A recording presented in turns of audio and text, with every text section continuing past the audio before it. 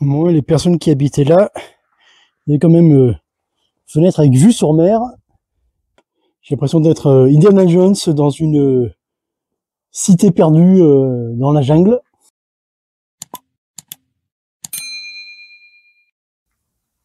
Et bonjour tout le monde. Aujourd'hui, je suis aux ruines de Châteauneuf-Villevieille. Et l'occasion pour moi d'inaugurer une nouvelle rubrique pour Pays TV consacrée aux villes et villages du comté de Nice. Et comme je suis ici, je vais en profiter pour commencer avec Châteauneuf-Villevieille, ou pour les plus âgés, et Châteauneuf-de-Comte. De nombreux vestiges ligures prouvent une implantation ancienne sur le territoire de la commune. Les Romains vont créer sur le site du village actuel un important poste militaire nommé Villa Vetula, qui donne son nom à Villevieille.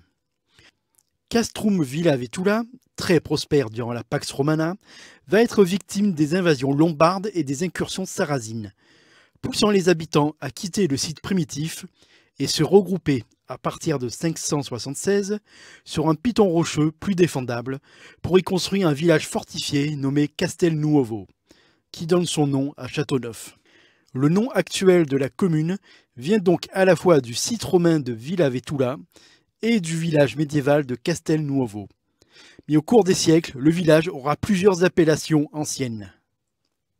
Castelnuovo couvrait un vaste territoire, car en plus de Châteauneuf, le territoire comprenait aussi les actuelles communes de Cantaron et Bain-des-Juins. En 1249, le fief est partagé entre les descendants des premiers seigneurs, puis une seconde fois en 1311. L'histoire de Châteauneuf se confond avec celle de la région niçoise, et encore plus en 1388 avec la dédition de Nice à la Savoie.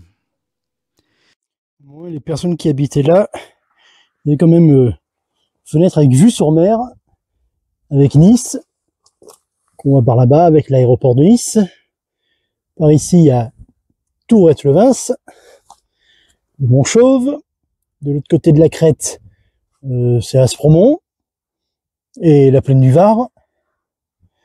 Il y avait une belle vue quand même, les habitants à l'époque.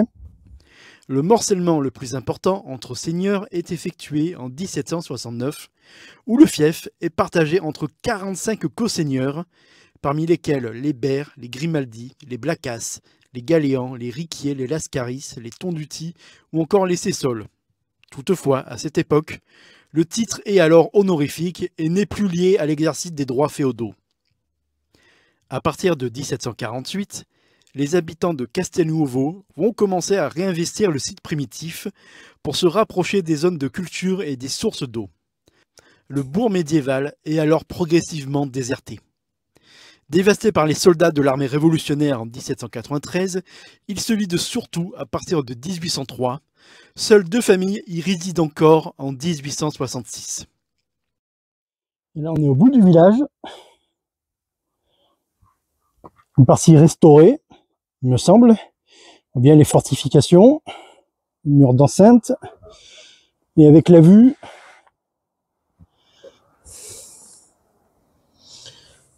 on a, il me semble là, Châteauneuf-Villevieille, anciennement Châteauneuf-de-Comte. On voit le massif du Mercantour enneigé.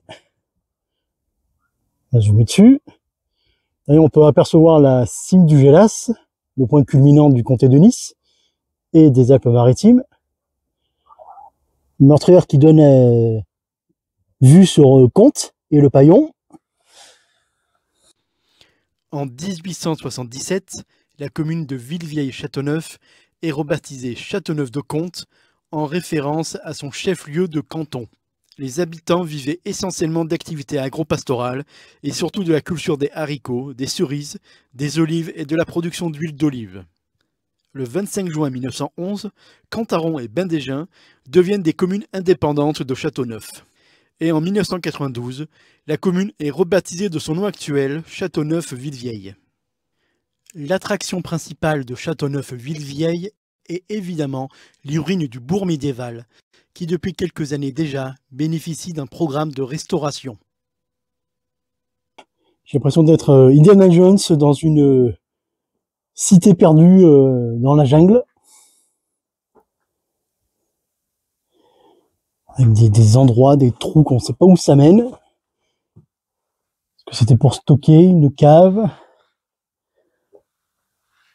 Peut-être une étable aussi pour les animaux. Ou à la fois les deux, cave et étable, allez savoir.